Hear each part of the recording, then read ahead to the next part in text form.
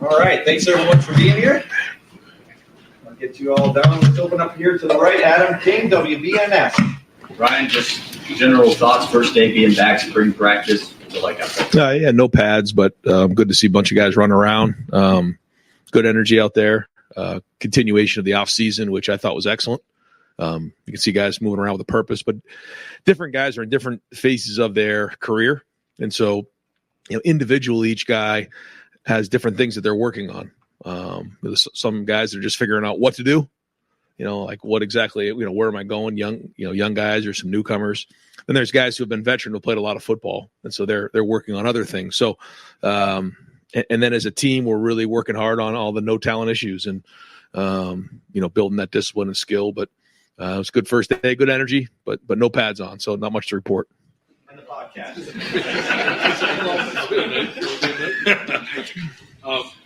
Ryan, I guess I'm about to ask you with the addition of Chip Kelly. I'm kind of curious about just his track record with run game. Every year he's been in college, he's had one of the best run games in college football. I'm sure you guys want to run it a little better than you did last year. How much of a hand does he have in kind of crafting that, changing that, just kind of molding that attack as you? A huge part of it. I think the great thing for he and I is that we see things the same way. But I think to your point, he brings a background of running the football that is really impressive, and certainly we know what we need to do to run the football. But I think he's excited about the guys that we have. I think some of our guys up front have had really good off season, so excited to see how the offensive line develops over these 15 practices. But also, the running backs that we have. And all of our quarterbacks are mobile. So I think that's significant as well. But it's been great, just early on to, exchange ideas of things that have gone on the last few years for him, things that we've done here.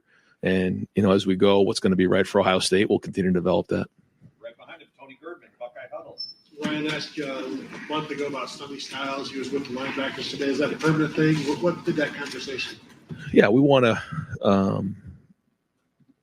put guys in position to be the most successful they can, but also embrace it. And Sonny, has wanted to, do whatever he can to help the team. And we know that his skill set is versatile, and we're going to continue to work on that. But you will see him at linebacker. You'll also see do some other things as time goes on. But we think, he brings a lot to the table there. He can do so many different things. And I think that's, again, the exciting part year in and year out is you have different people in different spots, and then you have to figure out how you want to utilize them the best. Today was just day one, real basic, but he was working at linebacker today, so we'll watch the film and continue to build his package. Front row, Dave Biddle, 24/7 Sports. Ryan, Chip has been your coach when you were a quarterback. He's been your boss. He is your mentor, and now you're his boss. How unique is that in your book? And I think the other part of it is we've been friends, and we continue to be friends. And I think that's probably the thing that over the years, we're both very, very competitive. I could tell you stories, not right now, about when I played or even when we've coached. But then, when the meeting gets over, we get off the field, we're hugging it out, and there's a lot of love there. I owe much of where I am at right now to him. And so this isn't about, any of that, as opposed to, a couple guys part of a great program right now that are trying to go chase some great goals. And he's been great. He's really done a great job already of connecting with a bunch of the staff members and coaches, but more importantly, the players. And it's going to be a fun journey to go on, but it's going to be competitive every day. And that's one thing that he's always done, and something I've always admired about him, and the ability to adapt over time and change. And so, yeah, already it's been fun to come to work every day, because you're going to get challenged. But even more as you look ahead to, this spring, this preseason, as we get into the year, where is this team going to be? What's the journey look like? What's the offense look like? But so far it's been, enjoyable to come in and, be able to step out of the room and know that, there's a bunch of guys in our room that are grinding on it, that are going to get it right. Super quick. Is he going to coach from the field or the box? I don't know if we've talked about that yet. I know he's always been a guy who likes to be down on the field. But we haven't got that far yet. Yeah. Yeah, Ryan, you talked about wanting to sort of step back from play calling, see the bigger picture. Yep. But the guys yesterday were saying you may be stepping back also from the quarterback room. I mean, you kind of have this tag as the quarterback whisperer. I wasn't whispering today out there, I can tell you that. I mean, how have you had to juggle that decision? Because that's kind of what you're known for. That's your strength, that you're kind of backing off that a little bit. That decision, and is that how it's going to work? Yeah, Chip is coaching the quarterbacks, and so much of what I learned was from him, and vice. We work together in so many different areas, and then I coach for him, and even it's with the Eagles and with the 49ers and with him. There's just a lot of back and forth there, and so there's a lot of conversation, and so I'll still be very much involved, but certainly.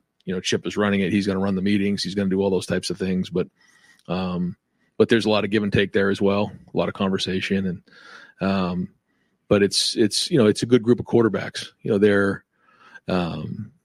They've got really good leadership. They've had a really good off season. I think all the feedback we're getting from Mick has been very, very positive.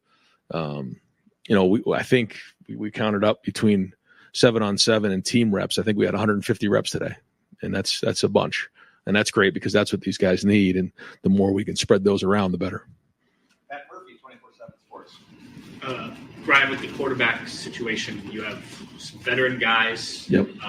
But none of them have a ton of experience in games in your offense. How do you divide up spring reps so that you can get them ready for what you hope will be a successful season, but you've also got some of these young guys that still need work? Well, I think, like I mentioned, we're trying to get as many as we can. If we can get 150 a day, that's going to be a little bit different maybe when the pads are on. But the more we can get, the better, because these guys all need those reps. And then we'll put a body of work together and kind of figure out, probably halfway through the spring where guys are at and keep going from there. So I think the key is right now we have the ability because of mid-years and those type of things to have a pretty full roster where maybe in the past in the spring, a few years back before we had so many guys at mid-year, the transfer portal wasn't where it's at right now. The preseason roster would look a lot different than the spring roster. Now it's, there's only going to be a handful of guys that actually, come in during the summer. So we're able to get three groups, reps and equal reps. So again, it all comes down to those reps and making the best of them. Stephen Means, Cleveland.com. You mentioned last time we talked to you about Josh Pryor potentially playing some guard in the spring. We saw Luke in there today as well. What do you like about him on the interior? Well, he's very athletic. He's somebody who, to me, is very skilled in a lot of areas, making the transition to the offensive line here in the last couple of years. We think he's got a very, very high ceiling. And, he's got a list of things that just like everybody has that he's going to work on this offseason. He played tackle last year and did some good things. And we think he can still play some tackle, but we also really want to look at him at guard. One, because that's sort of an open spot right now. And then two, we also think with his quickness, he can get on guys quickly and he can bend. And that's very, very important in that position. And so with some of the schemes we're going to be running, we think, he has the skill set in order to do it. So now he just needs the reps to go, prove he can do it. I think we'll come up for air in the spring and figure after spring's over and figure out what kind of progress has been made, evaluate it, and then go from there. Spencer Holbrook, Letterman Road. And I don't know if you've had a team with this much experience on this spring roster. Right. When you have this kind of situation, does it become advantageous for you guys to be able to get so many young guys reps because you can kind of set the veterans off the side and know that they're taking care of their business? Yeah, like I mentioned before, there's guys that are different points of their career on the roster right now. And so as time goes on, right now we just want to get as many reps as we can and get these guys going. But as time goes on, I think to your point, we have to evaluate some guys. Some guys are working on getting things better. Let's take a guy like JT or Tyleek or Cody Simon. I mean, they have a list of things that they're trying to get done purposefully this spring. Then there's some guys take some of the defensive linemen like Jason Moore, Caden McDonald, Will Smith. I mean, these guys are trying to push to get on the field and play. Completely different position. Take a guy like Jeremiah Smith, who's a freshman who just literally got here about a month or two ago and is learning the offense for the first time. Then you have guys like Quinshawn or Will who have played football before, but now they're learning our offense. So all different guys in different points of their career. So we want to get as many reps as we can, but knowing that, like you said, there's certain guys that have played a bunch of football here. And, the idea for them isn't to just get as many reps as we can. The idea for them is to be pointed in what we're trying to get done with them as the spring goes on. Austin Ward, the podcast. Ryan, you've always talked about the quarterback position battles as carrying over to practice 16 in August. With the way everything has changed in college football, is there any part of you that feels like that there has to be more urgency or that it can't work that way anymore? Yeah, I hear what you're saying. I think we'll get a feel for how it all shakes out at the end of the spring. But to your point, it is different because of the portal, window opening. And we do have, a bunch of guys in that room. So, we're hoping to see some delineation as the spring goes on. Dan Hope, 11 Warriors. Ryan, obviously, Chip, a lot of his background is, coaching offensive linemen. What made you confident he could be the guy to coach the quarterbacks this year? Oh, he's coached it all for so long, and he was my quarterback coach, and even back in the NFL, he had a huge hand in a lot of the quarterback meetings. He would sit in on the meetings, and I think even back, when I played, he coached all kinds of different positions, and I think that's what gave him, the point of view of seeing it from all 22. I think sometimes guys, they get caught up in one position and. They can kind of get a little bit narrow-minded. He sees it all, has seen it all for a long time, has a great feel for it. And, you want to be, when you're the play caller, you want to be lockstep with the quarterback because there's just certain things that, when you're calling a play, we went over that in a meeting and I'm calling this play for this reason. And when the quarterback understands this is why it's being called for these types of reasons, it's already been covered in the meeting. And if you're in those meetings, then you have intimate details on what exactly is being said. It allows you to call the game with more confidence, making sure that both guys are on the same page because those are the two guys that have to be on the same page. Yeah. Joey Kaufman, Columbus Dispatch. Ryan, Chip's teams at Oregon at the time in college football probably played at some of the fastest pace. Maybe the UCLA teams weren't quite that fast, but still over time it's played sort of that up-tempo style. Does that background change anything, what you guys want to do, either practicing down the road sort of thing? Well, tempo is always going to be a part of what we do. It has changed. Some of the rules have changed. But I think more significantly just about, what Chip's done on offense over the years is, at that time it was innovative to be fast. That was kind of new. And so I think he's always been innovative on how he's done things and put his players in the best situation to be successful. And so what does that look like right now in college football in 2024? That's the journey that we're on right now.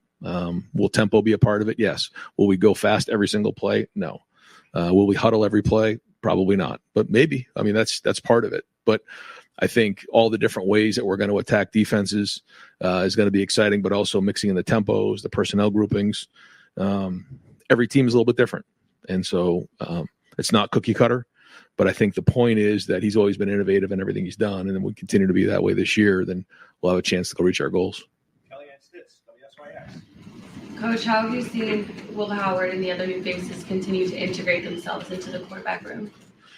Well, I think you don't just walk into Ohio State. I've said this before and just, think you're going to go become the starting quarterback. It doesn't work that way. There's just too much pride here. What Mick Marotti and our strength staff does here in the off season, there's just a lot that comes with it. You don't just show up in the weight room and then go home. There's a lot of accountability that happens, and our guys take a lot of pride in that. And so there's only one way to do that, and that's to earn it through respect. But we had our champions meeting yesterday in the first quarter, and we had a bunch of newcomers, grade out as gold, and that's a big deal. And that's how you earn the respect of the guys around you. But that's going to be like that for the freshmen as well. The guys who are coming in and should still be seniors in high school are here trying to do that. Now they're younger and they don't have as much experience as maybe some of the older guys like Will and Quinchon or Caleb Downs, but they still have to earn the respect of the team just as much. And that starts, in the weight room, but ultimately it's going to matter when we get on the field. Cameron Teague Robinson, The Athletic. Ryan, last spring you wanted to kind of roam around a little bit more as like a CEO type, or just kind of GM of the team.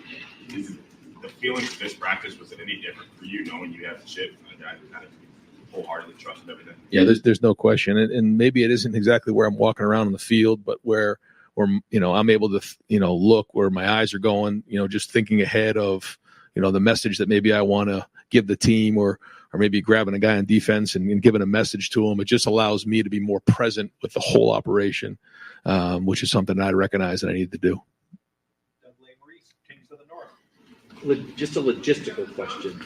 With all these reps you're getting the quarterbacks, are you viewing Will and Devin as the two most veteran guys? Do you want what they get to be equal, like with the ones or with the twos, or is somebody getting more with the ones? I think at least in the first quarter of the spring, we're just going to let them go play and just get a bunch of reps and roll them.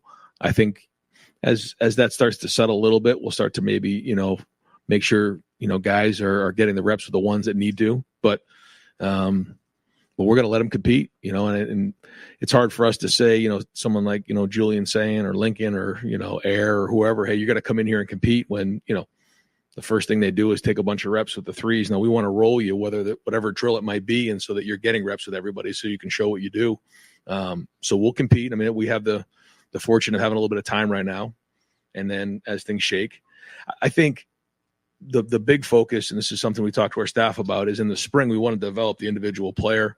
As we get closer to the preseason, now we start to really grab on to, the schemes and the team and the chemistry of the group.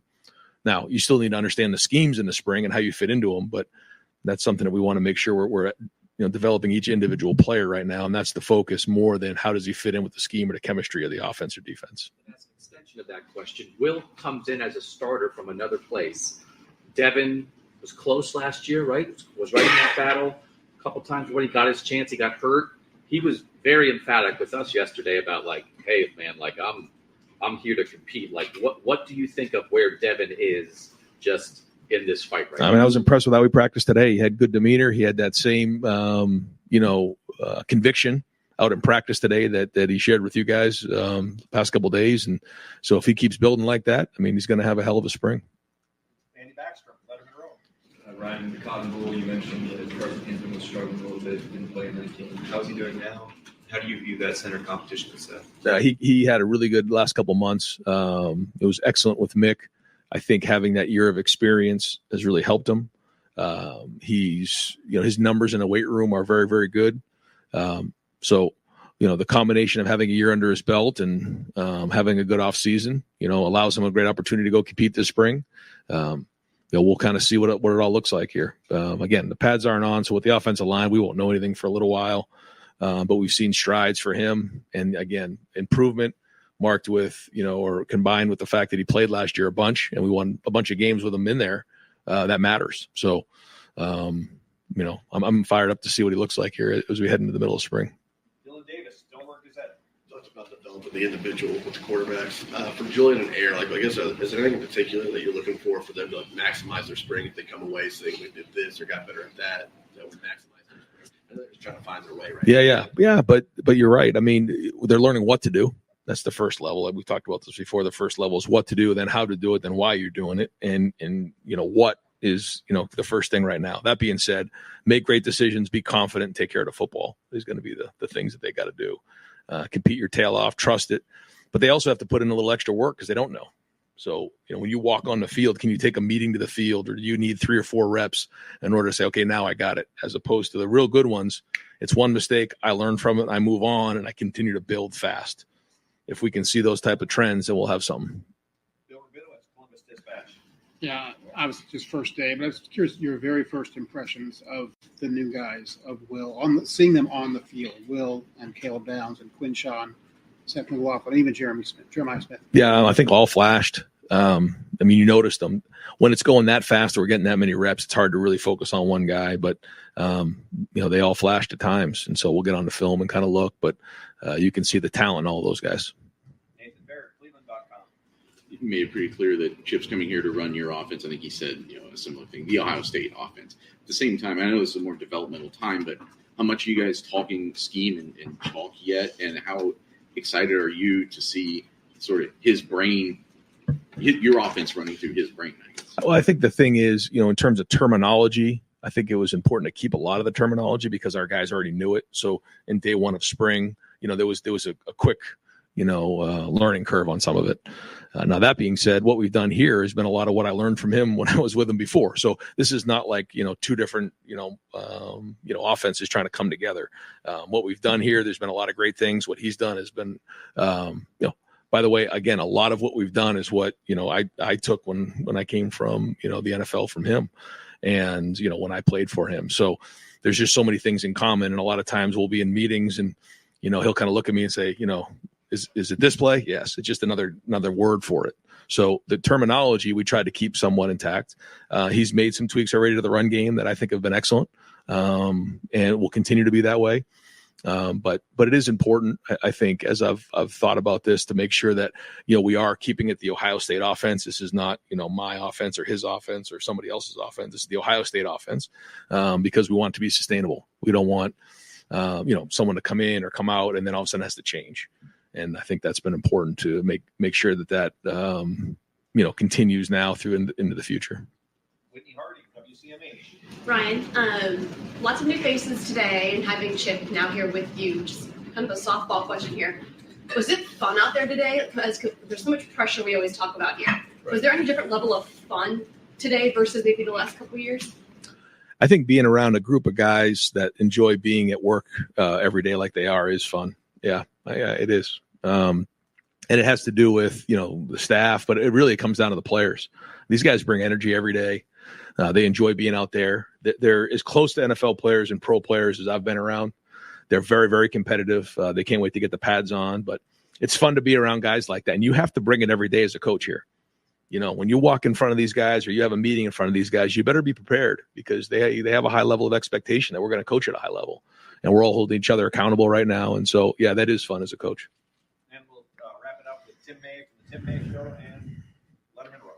Yeah, following up on that, that's what I wanted to ask you. It brought the team together before the practice started and laid out some things. But was there ever a moment today when you were roaming around and maybe ranting sometimes and things where you just kind of like looked at, there's Caleb Downs, there's Jeremiah Smith, there's all these returnees, there's the quarterback room where you kind of went, damn, I mean, this is a pretty good assemblage of talent, and you kind of like swallow hard there too, like Yeah, people are expecting a lot about that. From this. Yeah. I think during our workouts and mat drills or seeing some of the team runs is kind of when you think about those type of things. You look at the guys and you see the potential, and it gets you really excited. But then, as much talent as we have, it's going to be the no talent issues that actually help us win and reach our goals. So that's been the focus now. And so once we get on the field, it's that's what you focus on. It isn't seeing Jeremiah run a go ball. Like, that's great, but like it's it's the discipline of knowing what to do. It's the focus. It's running to the ball. It's effort. It's energy. It's all the things that again take no talent. And so that's going to be the focus. It's not about the talent anymore. That was about the last couple months. Now we need to acquire the skill and discipline it's going to take to go reach our goals, and that's what spring's all about. Can I ask one quick follow-up? Of course. Has Chip embraced this role of working under you? I mean, how have you noticed his approach? I just, again, he and I have always had a relationship. It was never really like that. Even, when I played for him or worked under him, we worked together, and I don't look at it like he works for me. He works with me. And that's just the way I've always been, because I love him and have for a long time. And I don't think he looks at it that way either. And so we both want to reach a goal just like everybody else. We're fortunate to be around such a great program, that has unbelievable tradition, but in a place where, we have what's in place to go reach our goals next year. And I think that's what fires us both up, but just everybody else on the staff as well. We do have one last question. Bill Landis, Kings of the North. Yeah, just curious, is there anybody that you know is not available for spring ball? Yeah, we do have some guys that aren't available. I don't know, Jerry, if we talked about that. Do you want to go through a couple of those guys that won't be available this spring? The guys that won't be practicing out there this spring will be Malik Hartford, Peyton Pierce, Miles Walker, Bryce West, and Court Williams. It's fair to say that we would expect all those guys back in the preseason, though. So, but they just won't be participating this spring. Everybody else, there will be a couple guys maybe that are limited, but everybody else will be able to go. Hey, thanks, guys. Appreciate you guys. Thanks, Ryan. Pardon me? Yeah. Bryce West, Malik Hartford, Court Williams, Peyton Pierce, and Miles Walker. All right, we are going to open up the floor here shortly for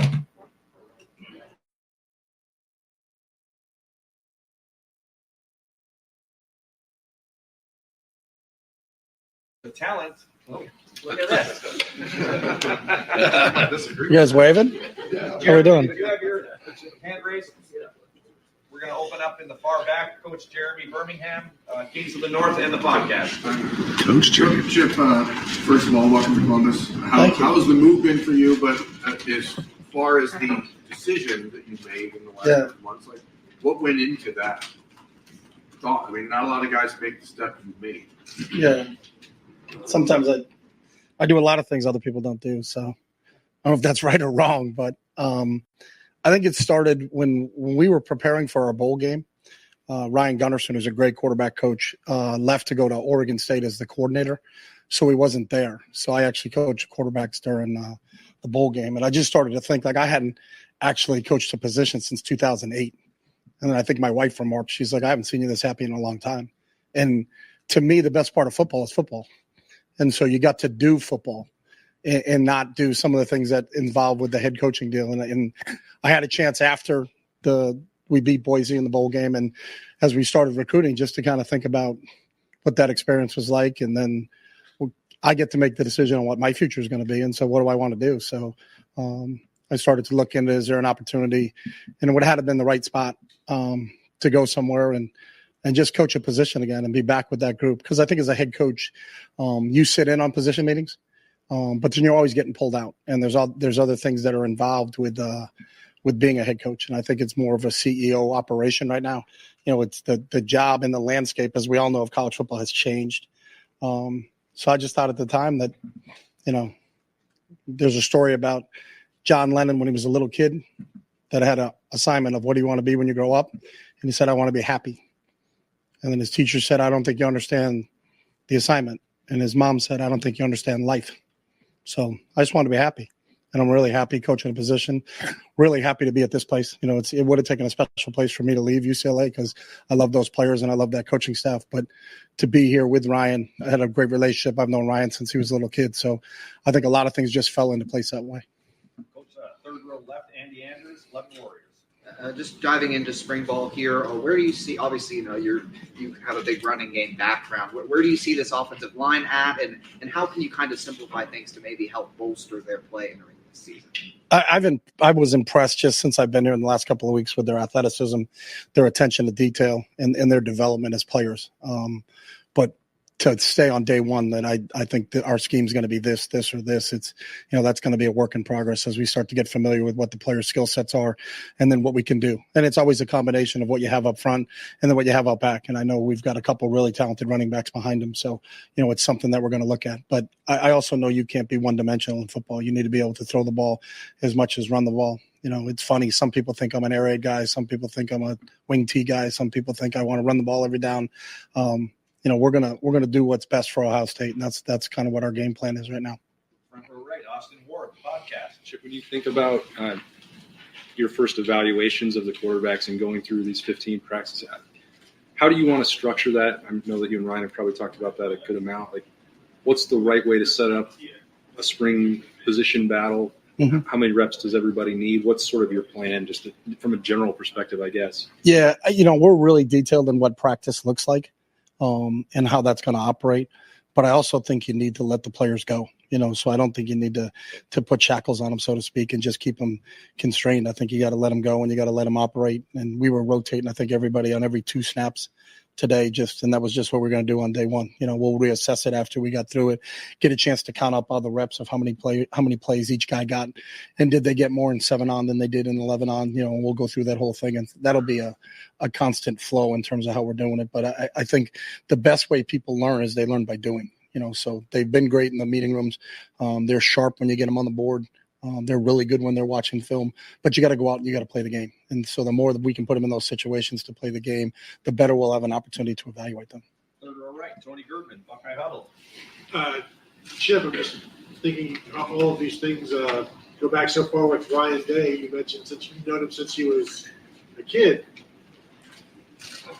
what were your first impressions back then, and then as you come full circle to now? Like, how do you feel about that? It's still the same way. He, even since he was playing Little League, he was the ultimate competitor.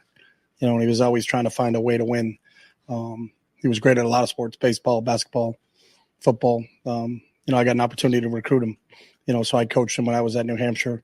I recruited him out of high school. We grew up really close to each other. So same elementary school, same high school, same junior high, same college. So I've known him since for a really long time. But that competitive fire burns deep with him, and that's the one thing that I've always admired with him. And he's got an amazing athletic brain in terms of how to process things and how to put people in position to make plays. He's always been that prototypical coach on the field, no matter what sport he was playing. So I knew he was destined to be a coach. And I was fortunate in my career as a head coach to have him on my staff at a couple of places. So I got a chance to see him work firsthand. I got to see him work firsthand as a player and then as a coach. So the success he had is not surprising to me. What kind of pride there is there for you seeing Ryan and the success he's had? Yeah, I think we all do that. I think we come from a unique place in a really small hometown in New Hampshire where we all take a lot of pride of where we're from, and when anybody's successful coming out of there, then you kind of take a little pride that it's the upbringing that we all had, in the youth sports program that we grew up in every aspect, whether it was football, baseball, basketball. Those coaches had an amazing impact on us, and that's why we are where we are right now. Front row, Bill Rabinowitz, Columbus Dispatch. Sure. Hi, Bill. Ryan said he doesn't think of it as you working under him; it's working with him. Mm-hmm. The fact is, he's the head coach. You're the offensive coordinator. He makes me call him sir, though. He just said, "Can you do that day one?" And I was like, "All right, Ryan." No. But I mean, he ultimately is the decision maker. You've been a head coach.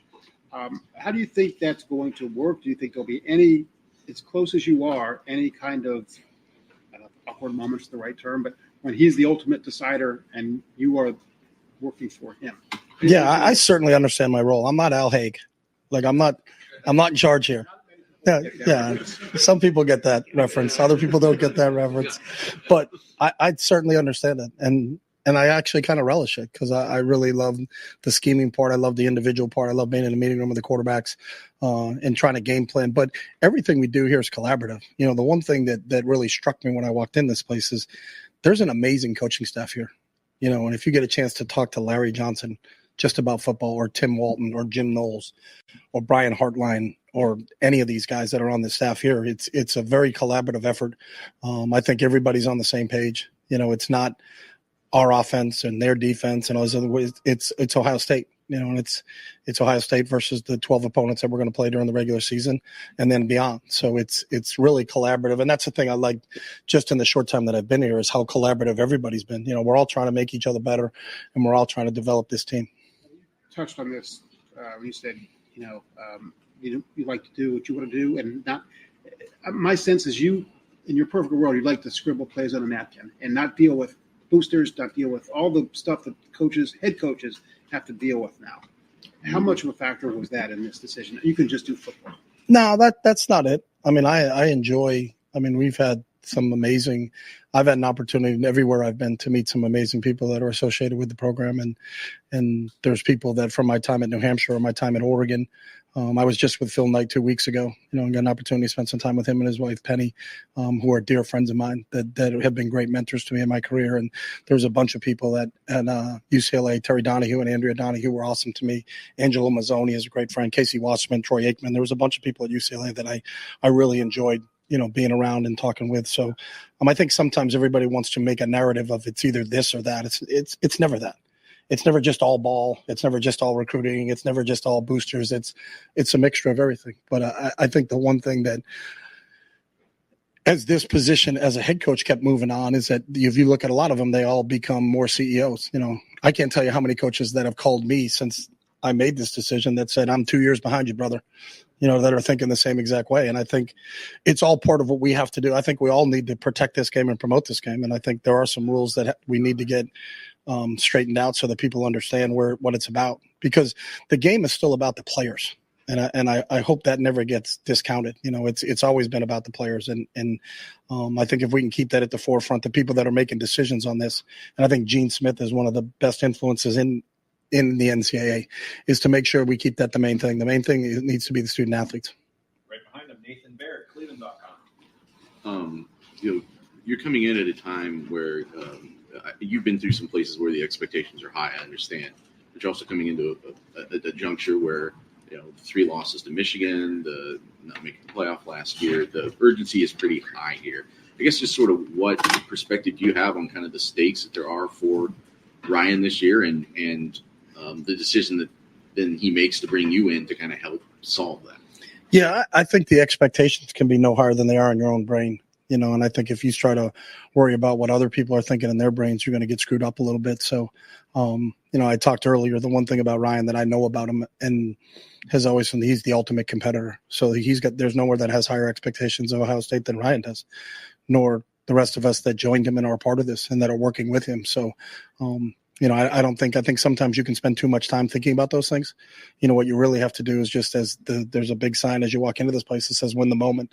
I think that's a real thing that we have to do as coaches, is to make sure that our players aren't worried about what's going on in the future or aren't worried about what's going on in the past, or worried about, can they get a little bit better today? And can we make improvement? And I think the one thing that I've seen here, and I've only been here for 3 weeks, but there's a consistency to the players' approach when they walk in this building every day, which is, it's unique. It's not like that everywhere else. And it's one of the things that I remarked to Mick when he said, hey, what do you think? And I was like, it's impressive. It's impressive, the culture of the players that are in this program right now. But I think it speaks a lot to the leadership. There's a lot of older players on this team. And they've set the tone for the younger players. And I think the younger players have done a great job of fellowship and getting right in line with that. Handed over play calling to someone before. Mm-hmm. What does it mean to you? I guess he technically did it to Bill when he was here for a couple of weeks, but what does that mean to you to kind of be getting that responsibility from him?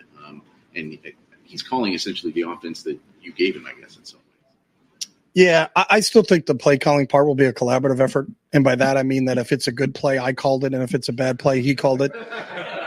Because the great part as an assistant coach is you can point the finger a little bit and just say, hey, I wanted to do this, but he trumped me. So we haven't actually discussed game day yet. We'll see how that operates. But everywhere I've been, it's been a collaborative effort. And all of a sudden, someone that's calling the plays isn't like pulls one out of left field that you hadn't practiced and hadn't been part of your offense and said, hey, let's do this. We're not running the annexation of Puerto Rico. We're not coming up with something special, in the middle of the fourth quarter that we haven't done. But I think it's the key to really being successful in offense is how you game plan, how you put it all together, and then how you practice and train for that so that you get a chance to execute it. Because the player's confidence comes from their demonstrated ability that they've done this so many times in practice that when they get out on the field, that this is like that to them. It's not that they do it till they do it right. It's that they practice it so much so that they can't do it wrong. So, I think it's that whole part of it that is really the key to being a really good game planning team. Second row right, Doug Maurice, Kings of the North. Chip, when you had that feeling when you were coaching the quarterbacks during bowl preparation, did you consider at that point maybe resigning as the head coach and thinking like this is not where I am anymore, I'll leave and then I'll look to see what else is out there? No, I never thought about quitting anything. So, is there an opportunity that I think I can, that fit, and I think that's it's no different than when you're talking to a recruit about them making a decision on where they're going to go to school. I think that where they should go to school is where the best fit is for them. So, I just entertained some opportunities and I felt like this was the best fit, but I never thought about quitting or not coaching. I'm going to coach. I'm going to coach and then I'm going to die. I mean, that's how I think about things is I can't picture that. I know I was on the Nike trip and they like, how much longer are you going to go? And I said, I have to go another 15, 20 years. I don't think about retirement. I don't think about any of those things. That's just not kind of my mindset that, I love football and as long as I can be part of this game, then I'll be part of this game. And you have just the way things worked out with your departure from UCLA. Is there anything that you wish you had done differently or anything you regret or just the circumstances that presented themselves? Do you think that you handled that departure the best that you could have? Yeah, I mean, I got an opportunity to tell my players personally. I think in this day and age of the internet where they read it somewhere else and you have to text message them, that was always important to me that I wanted to make sure I talked to my players and explain the reasons of what I was doing. I wasn't leaving to take a head coaching job somewhere else. I wasn't thinking that the grass is greener at another university. It was just in my personal situation. This is what I wanted to do. I wanted to take an opportunity to go be a position coach and coordinator, and that's how it fit. What I was happy is that I always thought Deshaun Foster, I think the world of him, and I think he's special. And the fact that they gave him the opportunity to take over there was, it worked out. I didn't have any say in that decision. I was gone. But I always thought that Deshaun would be a great head coach, and I'm really proud of him and happy that he got the opportunity to take that job. Right behind him, Rob Aller, Columbus Dispatch. Yeah, Chip, your reputation as innovator. Was part of the appeal of this is that you get to get in the weeds a little bit? Maybe not mad scientist, maybe too strong of a word because you're working within the system. But was there an appeal of I get to get my hands dirty here again and innovate and get back to that side of things? It was, but it was really more important of who I get to work with, and so knowing, I know a lot of guys on the staff besides Ryan also. So, and I know what their mindset is and what their values are and how they do things. And so I wanted to be a part of that, but there's a part of that. Yeah. How much of a teacher you get labeled an innovator, but teaching's a part of this. How much is of a teacher are you, and how patient are you? Yeah, I think we're all teachers. I mean, education is the transportation of knowledge, so it really doesn't matter what the coach knows. It matters what the players understand, so you have to be able to make sure that while you're implementing things is what resonates with them and how does that come back to them. So, a lot of our teaching styles that we've learned is more the Socratic method of there's a lot of questions, and a lot of check for understandings just to kind of find out where the players are coming from, because it's what they know that's ultimately going to win games, not what we know. That we're not playing the games. We're not stepping across those white lines, and your job as a coach is to create an environment where they have an opportunity to be successful and then get out of their way and let them go do it. So I think the teaching aspect is huge, and we continue to research, some of the latest trends in teaching to make sure that we are transporting that knowledge to our players. Central left, Steve Hellwagon, 24/7 Sports. Yeah, Coach. Just curious, you got 5 scholarship quarterbacks with differing levels of experience and age and everything else. Not to anoint him, but just want to ask specifically about Will Howard. Coming in after starting part of 2 years at Kansas State, he just seems to promote this idea that he's a football player, above all else. Just how impressed are you with his makeup, his experience, what he's bringing to the table walking in here right now? Yeah, really impressed. You don't have to talk to Will for more than 5 minutes to kind of know where he's coming from. He's really focused. He knows he's got a short window left in his college career and really wants to capitalize on what that is. There's a maturity to Will. I've had my experience in this thing since the transfer portal opened in college football is some of the best players I've had an opportunity to coach were transfers. Sometimes when you're a true freshman and it's 5 years out, it's like, hey, I got a ton of time, and sometimes when you're a transfer is that I've got 9 months, so there's a sense of urgency, I think, when you're dealing with transfers. And I think Will has exuded that since he's been here. But the other thing that just in the short time that Will's been here is how quickly he's fit in with the entire team, and how much the rest of the players respect him. He was one of the gold award winners for his work in the weight room in this offseason. So that says a lot for him coming in here as in a short time, being able to win a weight room award, to start off. Do you guys hope to have a number one internally, externally at the end of spring, or I guess just let it play out? How do you? I think every time I've been involved in these, I think when they're organic is when it's the best. I don't think you can anoint somebody or force the issue because the players know. The players would understand. They see it every single day. And there's a team chemistry part of this thing too. So we're not going to force the issue. But I've always seen it play itself out. So I've been fortunate that there's always going to be some quarterback battles. At some point in time at every school, there's a quarterback battle. And really you got to let them play it out on the field, and that's where it has to. That's where it has to be decided. Folks, got time for just a couple more. Far left, Whitney Harding, WCMH. Hey, Coach, welcome, and we're excited to have you here. Oh, thank you. Kind of to talk about the innovative part. Ryan said that that's something that he's always loved about working with you, and now he wants you to bring that here and how it would fit with Ohio State. Do you have any idea what that's going to look like yet, or is it just way too early? I have no idea. I think part of it is you're trying to put the players in position to make plays. So a lot of that comes from getting to understand the players and what their skill sets are and how we feature what their skill sets are. And the one thing after day one, I can tell you that there's a lot of skill set out there, so that's what gets you excited, That's what you jump out of bed in the morning and you're excited to go to work because of the talent that you get to work with. But the one thing that's the most impressive is the work ethic that goes along with that talent. It's not just empty talent. It's you got some kids who want to, all of them since I've been here want to work. So that's what gets you excited. But I think assessing what the skill set is, that we have available to us on the offensive side of the ball, is vitally important. And then our job is to put those guys in positions to make plays. There's been lots of pressure. You've experienced what it's like to coach national championship caliber teams. This program right now is moving into a situation where you got to win quick and now. So does that feel like pressure here for you, or is it a little bit of excitement, or both? Well, I've always subscribed to is pressure is what you feel when you don't know what you're doing. So if you don't want to feel pressure, then you should know what you're doing. So I think it's part of that. And I think part of our job with our players in terms of the education process is getting them to understand that too, is that, it's about your preparation. It's about you and your development. It's not about that you can't be governed by what other people say. It's what's my mindset and how am I intrinsically motivated and how do I really compete against myself on a daily basis to get a little bit better. We got a little bit better today because we got out on the field today and got a chance to do some football. And then the challenge is when we get back on the field on Thursday, can we be a little bit better than we were on Tuesday? And if we're doing that, then we keep stacking good days on top of good days, and I think we'll be in a good spot.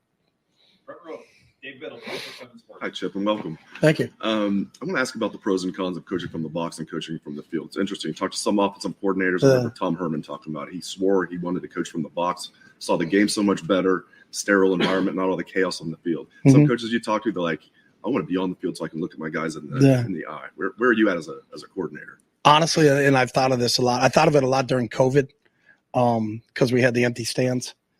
So I had thought about just walking up into the stands for a little bit because I had a better vantage.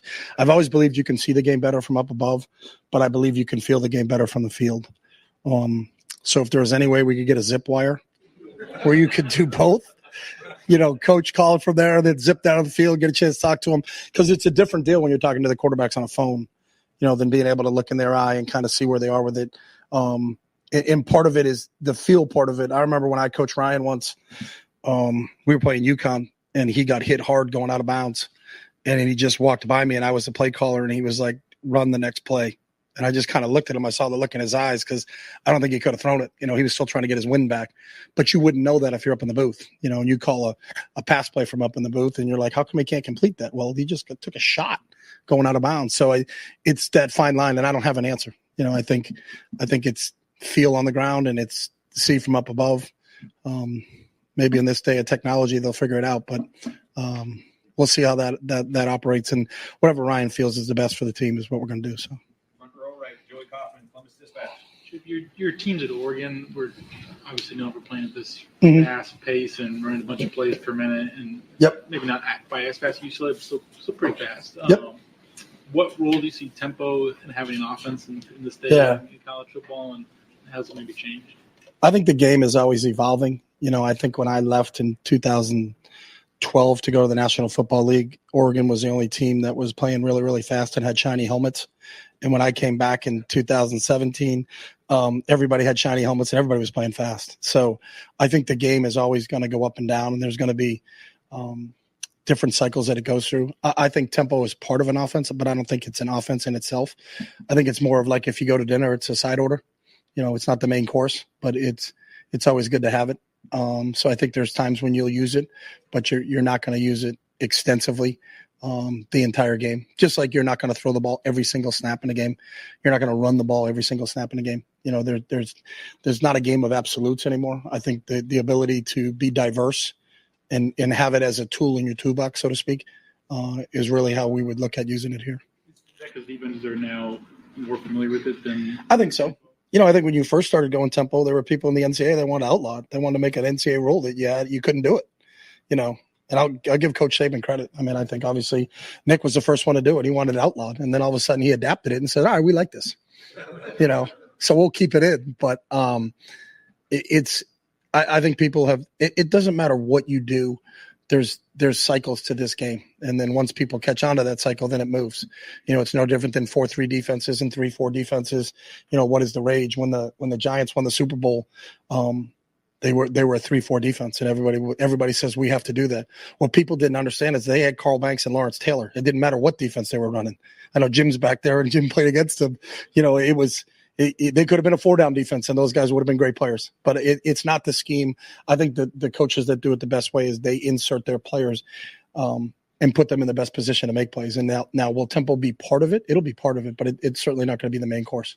And folks, I'm sorry. Last question, Tim May, Show Letterman Row. Oh, thank you very much, Jerry. Number one, there was a great moment there when y'all were warming up, when you were talking with Tim Walton, and Caleb Downs comes up, and y'all are conversing. And this is kind of a two-part question, but number one, what was just your take on the talent you saw on that field today? Yeah. On both sides of the ball, where would you rank it? You know where I'm going. Yeah, I'll rank it. I'll be very transparent. As I was telling Tim and Caleb what a great offensive player I thought Caleb would be, could be, and should be, but I'm not the head coach. So I always, during stretch, as an offensive coordinator, I'm always looking at the defensive players like I could use him. Oh, what could I do if I had him?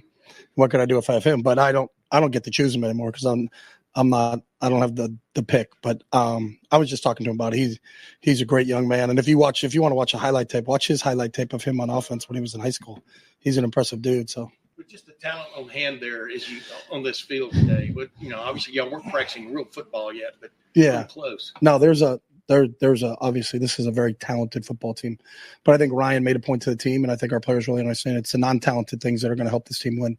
It's the discipline development that we're going to have. It's the skill development that we're going to have here during spring ball that's going to be the difference maker. Because there are a lot of talented teams out there. What did Brian tell you when y'all you came up with the final deal here that you're going to come here as offensive coordinator? What did he tell you he wants out of you? Meaning, what does he expect you to bring to the table, so to speak, or what does he want better than last year? Yeah, I don't. We didn't really talk about the past, and I've never been one to talk about the past. It was just, what's the future and what would it look like, and what are the pluses of this place, and I understand. Why Ohio State has been the tops in the country in recruiting, because the head coach is a really good recruiter. So those conversations with the head coach from a recruiting standpoint, I can tell what a good recruiter he is, but he also has an amazing place to sell. I think this is in the short time I've been here, the fan base is amazing. The people that work in this building are amazing. And I think the support that this football team has is amazing. So, just highlighting those couple of things to me where, it just seemed to fit for the timing in my life of where I wanted to be and what we wanted to do. And it worked out. So today was a good day. Coach, thank you very much. All right. Thanks, Sherry. Hey, folks,